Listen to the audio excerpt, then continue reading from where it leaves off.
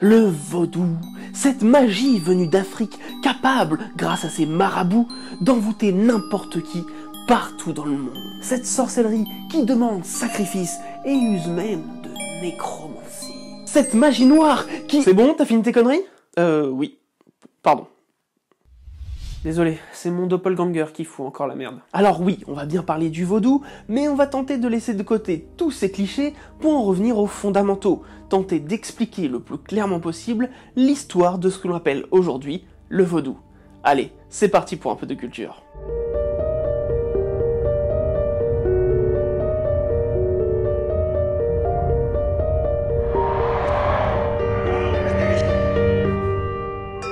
Parler du vaudou est une chose assez complexe, car le terme vaudou regroupe énormément de pratiques qui ont évolué avec le temps, selon les zones géographiques où elles ont été répandues, ou encore avec celui ou celle qui les pratique. On considère que la religion vaudou s'est majoritairement formée lors de l'expansion du royaume d'Abomey, en Afrique. Les différents cultes traditionnels des peuples Ewe, Fon ou encore Yoruba, pour ne citer que les majoritaires, se sont mélangés au fur et à mesure des années pour donner une religion mixte. Ainsi, on considère que le vaudouisme a pour berceau de création le Bénin, puisque cet ancien royaume, que l'on nomme royaume d'Abomey, se trouvait justement dans l'actuel Bénin. D'ailleurs, le mot vaudou serait originaire de la langue Fon, qu'il aurait elle-même récupéré d'un mot venant de la langue des Yoruba. Dans cette dernière, cela signifierait divin, alors qu'en Fon, cela signifierait esprit. Certains dignitaires Fon vont même jusqu'à dire que le mot vaudou viendrait de vobodou, qui signifierait littéralement se mettre à l'aise pour manger.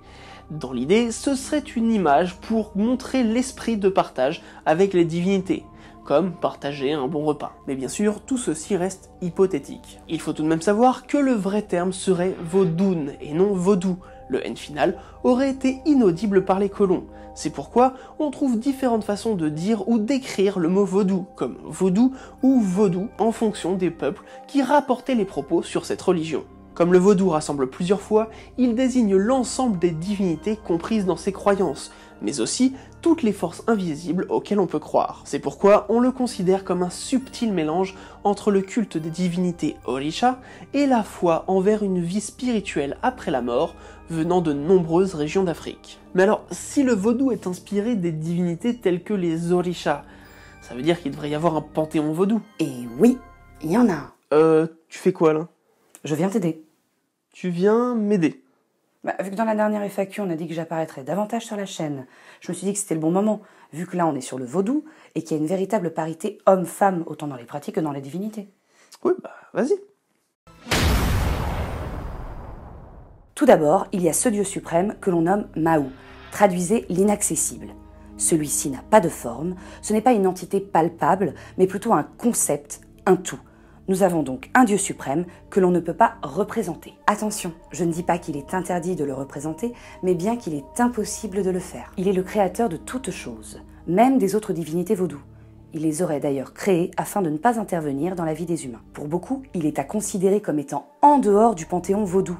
Il n'a pas de forme, ne souhaite pas interagir avec l'humanité, il n'y a donc pas de culte à Mahou. On peut le remercier, le glorifier, mais pas lui construire de temple, ni tenter de l'invoquer.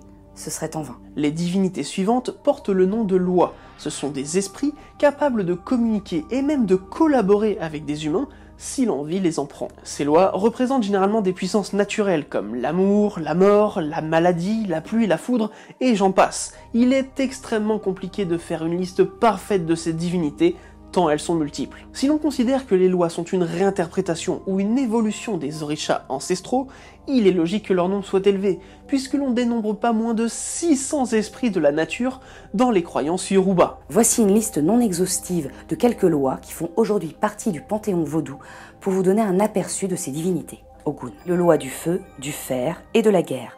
Erzuli est la loi de l'amour et de la beauté. Baron Samedi est le loi des morts, celui qui s'occupe d'accueillir les esprits des défunts. Legba est un loi messager. Son rôle est l'un des plus importants puisqu'il fait le lien entre les lois et les humains. C'est pourquoi beaucoup d'offrandes lui sont faites afin que toutes les demandes aux autres lois se fassent le plus simplement possible. Outre ces lois, il existe d'autres divinités dans le panthéon vaudou, comme Mamiwata, déesse des eaux, ou encore Dan, qui représente le serpent sacré, symbole de bonheur et de richesse. Enfin, les morts et les ancêtres font également partie du panthéon vaudou. Comme dans la religion vaudou, il n'existe ni paradis, ni en faire, les esprits des défunts deviennent de véritables divinités, que l'on peut consulter, à qui l'on peut demander conseil, on peut même leur rendre des cultes, sans que cela n'offense aucun autre dieu. Ces croyances, associées à l'existence du baron samedi, font que l'on considère que c'est lui qui décide si les âmes peuvent demeurer dans le monde immatériel ou si elles disparaissent à jamais. Le vaudou est donc clairement une religion animiste, et connaît de nombreuses cérémonies qui rythment les grands événements de la vie, comme la naissance, le passage à l'âge adulte, ou encore la mort de l'enveloppe charnelle. Lors de ces cérémonies, il était coutume de faire des offrandes à toutes ces divinités, de chanter, ou encore de danser en leur honneur. Et il aurait été permis à tous les croyants de boire certains breuvages permettant de mieux communiquer avec les esprits. On ne sait pas exactement si les personnes qui dirigeaient ces cérémonies avaient un statut spécial au sein de la communauté. Ce qui est sûr, c'est qu'il s'agissait d'anciens. D'ailleurs, les colons français les ont vite comparés à de grands échassiers que l'on trouve en Afrique, nommés les marabouts. D'où le terme marabout qui résonne encore aujourd'hui. En dehors des cérémonies de la vie quotidienne, il aurait été assez classique de ramener chez soi des fétiches à l'effigie des divinités, afin de faire des rituels en leur honneur. On leur demandait alors des faveurs en fonction de leurs attributs. Généralement, il s'agissait de faveurs protectrices, pour soi, pour sa famille ou pour son village. Cette culture animiste aurait pu tranquillement évoluer de son côté, si seulement il n'y avait pas eu le commerce triangulaire. Pour faire simple, on considère que le début de la traite occidentale date de 1441, lorsque les premiers navigateurs portugais commencèrent à enlever des Africains de différentes tribus afin de les réduire en esclavage dans leur pays ou dans leurs différentes colonies. Attention, l'esclavagisme des Africains n'a pas débuté en 1441. Il y avait avant ça des caravanes qui véhiculaient des esclaves sur les routes transsahariennes. Mais on considère qu'à cette date, le Portugal choisit de limiter les intermédiaires et de passer par les océans pour ne plus avoir affaire ni au Maroc ni à l'Algérie. Bref, à partir de 1486, le Portugal entre dans les royaumes de l'ouest de l'Afrique.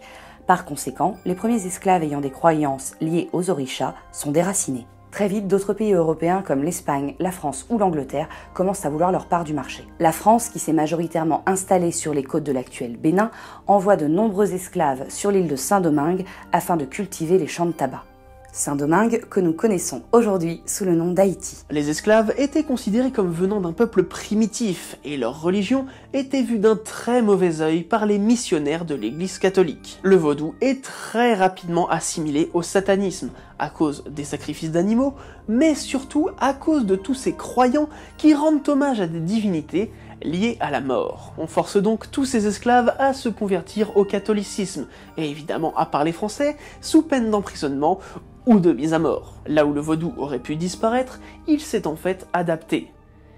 Enfin, je devrais plutôt dire, on l'a forcé à s'adapter. Pour faire comprendre aux nouveaux convertis le concept chrétien, les prêtres n'hésitent pas à faire des parallèles entre les croyances. Le dieu immatériel Mahou devient le dieu unique, et les différentes lois sont assimilées, non sans difficulté, aux différentes figures du catholicisme, comme les saints par exemple. Bien que dans l'apparence, les esclaves se soumettent à cette nouvelle religion, le vaudou, lui, reste pratiqué en secret, à l'abri des maîtres. C'est ainsi qu'on se retrouve avec de nouveaux lois comme Maman Brigitte, qui semblent inspirées de Sainte Brigitte, et que les pratiquants ont associé au baron Samedi, comme étant sa femme, lui attribuant ainsi les mêmes responsabilités que lui envers les morts. Les nouveaux prêtres vaudous de l'île, qu'ils soient femmes ou hommes, ou d'après leur titre, la Mambo ou le Ougan, improvisent des lieux de culte entre quatre murs, contrairement aux rites traditionnels qui avaient plutôt tendance à se faire en extérieur, plus proche de la nature. Ces lieux finiront par porter le nom de Oufo. Pour éviter toute représaille, le culte des lois ne se fait plus avec des fétiches, trop compliqués à dissimuler. Les prêtres créent alors les vévés. Il s'agit de symboles que tout à chacun peut tracer, à l'aide de farine, de cendre ou de toute autre poudre rapidement effaçable.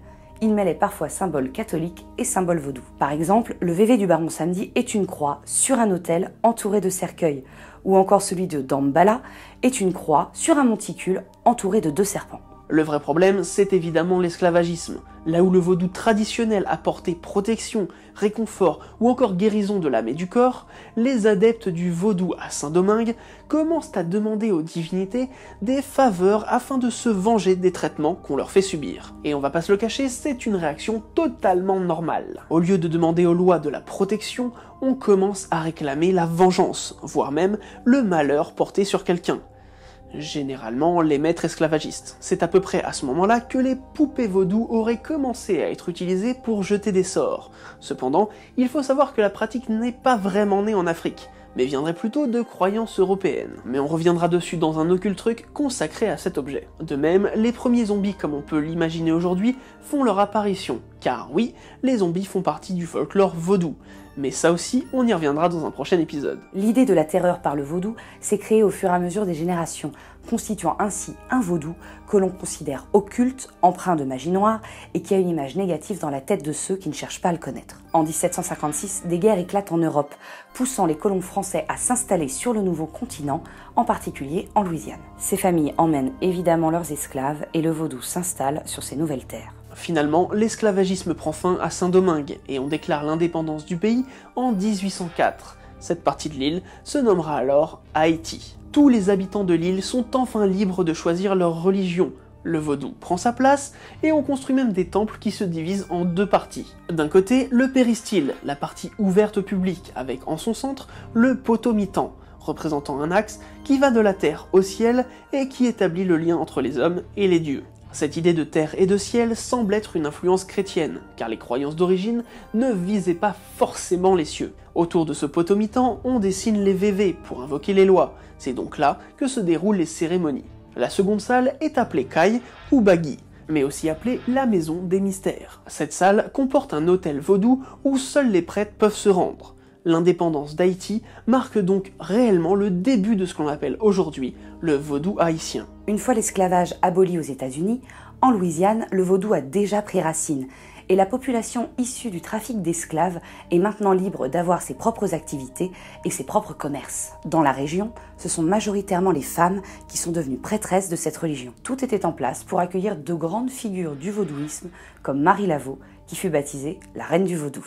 Sa prestance, sa notoriété et ses services auprès de la communauté noire et blanche ont fait d'elle une figure incontournable du vaudou de la Nouvelle-Orléans. Beaucoup considèrent que c'est en partie grâce à elle que le vaudou s'est propagé au reste des États-Unis. Sur le continent africain, il faudra attendre 1850 pour que le commerce d'esclaves s'arrête officiellement, et il faudra attendre 100 ans de plus pour que le Vatican reconnaisse le vaudou comme une religion et décide enfin d'interdire de l'interdire. Oui, le mal était déjà fait, mais l'acceptation d'une religion par une autre, c'est ce qu'il nous faut pour que le monde se porte un peu mieux. Le rejet du vaudou s'est malheureusement fait de nouveau ressentir dès 1972 avec l'arrivée à la tête du Bénin du président Mathieu Kérékou. Ce président marxiste réprime le vaudou, qualifiant cette religion d'obscurantiste, rétrograde, fétichiste et même beaucoup trop liée à la sorcellerie. Du coup, il fait interdire et chasse toute pratique liée de près ou de loin au vaudou. Il faudra attendre 1990 pour que le président Nicéphore Soglo redonne ses lettres de noblesse au vaudou et réautorise la pratique, qui ne s'était en réalité jamais arrêtée, mais continuait de se faire en cachette. Le vaudou devient une religion reconnue au même titre que le christianisme ou l'islam. Il instaure à partir de 1994 la date du 10 janvier comme étant le jour de la célébration des religions traditionnelles africaines. D'ailleurs, de nombreux Béninois convertis au christianisme n'ont pas hésité à se tourner de nouveau vers le vaudou, tout en conservant des pratiques chrétiennes. Aujourd'hui, il y aurait près de 50 millions d'adeptes du vaudou, et l'histoire a fait en sorte que ce n'est pas en Afrique qu'il est le plus pratiqué. Les États-Unis et les Antilles comptent un très grand nombre de fidèles, mais on peut également citer le Brésil ou encore Cuba. Au Brésil, on l'appelle Coudomblé, à Cuba, Santeria, mais tous se regroupent sous l'appellation vaudou depuis 1994. Bien que les pratiques, les rituels ou même certaines divinités soient totalement différentes. Il faut également noter qu'une forme de vaudou s'est également répandue dans le nord de l'Afrique, à cause de ces fameuses routes sahariennes dont on vous parlait plus tôt. Au Maroc ou en Algérie, on trouve donc plusieurs formes de vaudou, dont la plus connue est le gnawa, qui a su s'adapter aux croyances islamiques. Malgré cette présence mondiale et les différentes formes de vaudou, sa représentation dans la littérature, les jeux vidéo, le cinéma, les séries reste excessivement cliché. Parmi les œuvres qui baignent encore aujourd'hui dans les stéréotypes, on peut évidemment citer La Princesse et la Grenouille, American Horror Story ou encore GTA Vice City.